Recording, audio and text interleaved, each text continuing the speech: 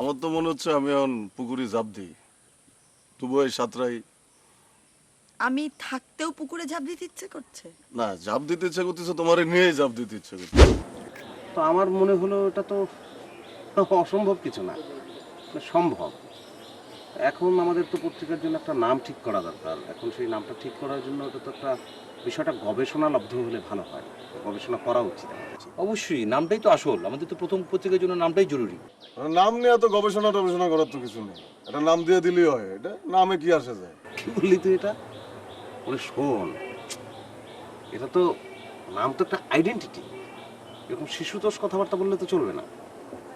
নাম তো একটি পত্রিকার আইডেন্টিটি, একটি বড় ব্যাপার। নামটা হতে হবে এমন যেন এটা শুনতে ভালো লাগে।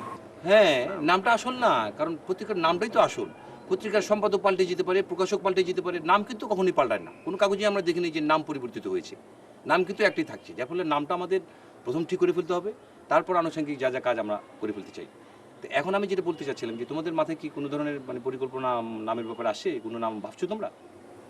হ্যাঁ, আমার মাথায় একটা নাম এসেছে, গোধূলি বেলা।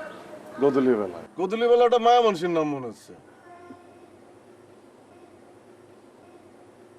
আর এটা আমরা একটা কিছু জয় করতে যাচ্ছি, এটা তো বিদ্রোহের ব্যাপার। আচ্ছা ঠিক আছে, এখন তুমি যদি তোমার মাথায় যদি কোনো নাম আসে তাহলে সেটা বলো। বিদ্রোহ রায় দেন, বিদ্রোহ রাখলে তো বিদ্রোহের মধ্যে এটা। বিদ্রোহ শুনলে তো একটা রাক্ষস রাক্ষস মনে হয়। আচ্ছা শুনো, যা বলছিলাম, কালকে রাত্রে আমার মাথায় দুইটা নাম আসছে। আমি ভাবছি তোমাদের পরামর্শও চাচ্ছি নামটার ব্যাপারে। চাচ্ছি এটা জন্য। বলেন বলেন। আমি ভাবছি যে আমাদের পত্রিকার নাম আমরা যদি অতিক্রম রাখি, মানে আমরা সব দিক থেকেই অতিক্রম করতে চাচ্ছি। অতিক্রম। আলী ভাই, হ্যাঁ নামটা সুন্দর। আপনি অতিক্রমের সঙ্গে আমি যে গোধূলি বেলা বললাম, গোধূলিটা লাগিয়ে দিলে যেমন অতিক্রান্ত গোধূলি, এটাও কিন্তু ভালো লাগে। না না না, ওই অতিক্রান্ত মেরান্তর দরকার নেই। আপনি ওই অতিক্রমী রায়, না তো পেঁচানোর দরকার নেই। আচ্ছা আরেকটা নাম, এটাও বলে রাখি, কারণ এটাও পছন্দ হয়ে যেতে পারে।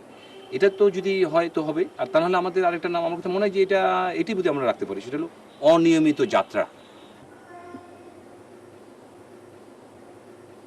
কারণ এটা আমাদের সাথে যায়, কারণ আসলে তো আমরা মানে লিটল ম্যাগাজিন তো কখনোই নিয়মিত বেরোয় না, হঠাৎ হঠাৎ লিটল ম্যাগাজিনগুলো বেরোয়। আর ভালো রচনাও কিন্তু সবসময় মানুষ লিখতে পারে না, হুট করে লেখা হয়ে যায়, যার ফলে লিটল ম্যাগাজিন সবসময় অনিয়মিত বেরোয়।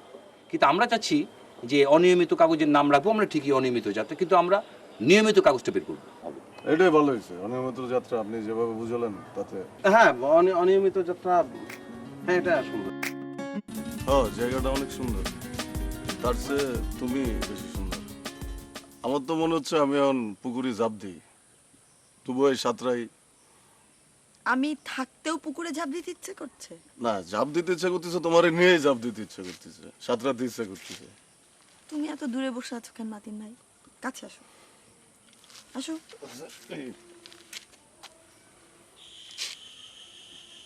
তুমি জানো, আমি কিন্তু এর আগে কারোর সাথে এত ইন্টিমেট হইনি। তুমি আমাদের বাসায় আসলা, ড্রয়িং রুমে বসলা, তারপর বারান্দা, আজকে পুকুর ঘাট। আমার কিন্তু খুব ভালো লাগছে। আমারও তো ভালো লাগতেছে, তোমার তো মানে কাছে আসতে পারে, নিজের মানে লাইফটা খুব ধন্য ধন্য লাগতেছে। আমার বাড়ির লোকে তো ভাবছে যে আমি শুধু পড়াশোনার কবিতা নিয়েই আছি। তাই কি থাকা যায় বলো? ভালো লাগার একটা ব্যাপার আছে না? এমন সুন্দর পরিবেশে মন অন্যরকম হয়ে যায় না? তাই তো, ভালো লাগার তো ব্যাপার আছে।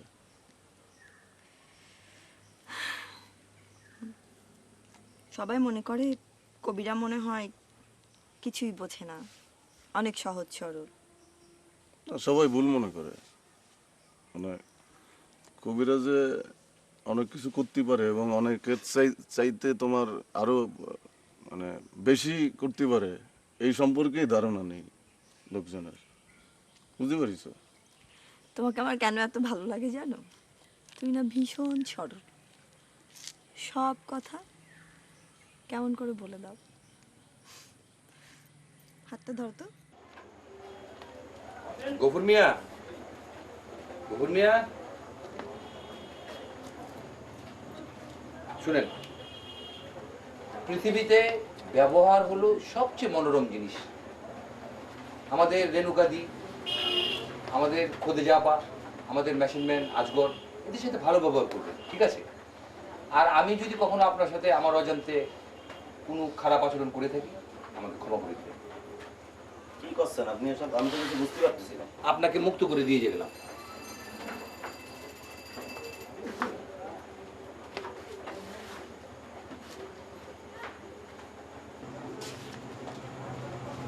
ফয়সাল ভাই, সাহিত্যের উপরে যার নেই কোনো বিশ্বাস, উপরে মানুষ সে, অন্তরী পিচাস।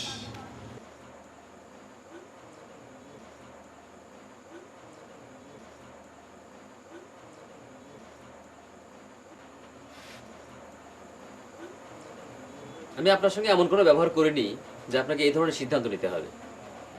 সিদ্ধান্ত আমাকেই নিতে হয়েছে, আর আমার নিজের সিদ্ধান্ত তো আমি নিব, তাই না? আমি ভেবে দেখলাম যে আমি আর চাকরি বাকরি করতে পারবো না, আমি নিজের প্রতিষ্ঠানে নিজে চাকরি করতে চাই। এখন থেকে আমি ভাবছি যে আমি একটা লিটল ম্যাগাজিন সম্পাদনা করব, স্বাধীন চেতার লোক, স্বাধীনভাবে ঘুরবো, পত্রিকা সম্পাদনা করব, চলবো। ঠিক আছে, দেখা হয়ে যাবে। ফসল ভাই, ভালো থাকেন। তো লেখাযোগ্যগুলো দেখলাম, বেশ, তোমরা তো এত দ্রুত যে এরকম একটা কাজ করে ফেলবে আমি তো ভাবতেই পারিনি। উপন্যাসটা খুবই চমৎকার হয়েছে, আর আমি চাচ্ছি যে উপন্যাসটা আমরা তো এই প্রথম সংখ্যায় পুরোটা দিতে পারবো না, এটা আমরা ধারাবাহিকভাবে ছাপবো এবং প্রথম কিস্তিটা প্রথম সংখ্যা দিয়ে দিতে চাই। আর যেটা ভাবছি সেটা হলো গল্পগুলো আলাদা করে ফেলি, এক জায়গায় রাখি, কবিতার পাঠটা একটা জায়গায় রাখি। আর যেটা করতে হবে সেটা হলো, তো তুমি তো এই সংখ্যার সম্পাদক, তোমাকে একটা তীক্ষ্ণ সম্পাদকীয় দিতে হবে। আর মাতিন, তুমি যেটা করবে, তোমার তো কবিতা গুচ্ছ ছাপা উচিত। প্রকাশকের কথা বলে আমি একটা নতুন পাতা চালু করছি, প্রথম সংখ্যা থেকে প্রকাশকের কথা তুমি লিখবে। না আপনি তাহলে আপনি একটু ঠিক করে দিন, আমার তো ভুলভাল হতে পারে। সেটা তোমার দেখতে হবে না, তুমি আগে এটা তৈরি করো না জিনিস। সেটা আমি আছি, গোর্কি আছে, আমাদের আরো বন্ধুরা আছে, এটা দেখে না গোরকে আপনি দেখলে হবে। ওকে কোনো সমস্যা নেই, আমি দেখে দিব না। তাহলে ভাই ওই প্রকাশকের কথা তো সাধারণত থাকে না। থাকে না, এটা একটা নতুন জিনিস আমরা চালু করতে চাই, কারণ এটা কেউ করেনি, আমরা যদি করবো না এটা তো হয় না। না না না, হ্যাঁ ঠিক আছে, আপনি যখন বলছেন। হ্যাঁ শোনো, পত্রিকা বের করার উত্তেজনায় গতকালকে রাত্রে আমি একটা কবিতা লিখেছি। কবিতাটা হলো, মানে বিষয়টা কবিতা নিয়েই, কবিতা বিষয় নিয়ে কবিতা লেখা। কবিতাটা শুরু আমি এইভাবে করেছি যে, নর্দমার মতো নেবে নাকি কিছু শব্দ, তবে আয় হাত পাত করে দেব একেবারে জব্দ। এখন আর ভোর হলে দৌড় খোলে খুকুমনি উঠে না, উঠে না।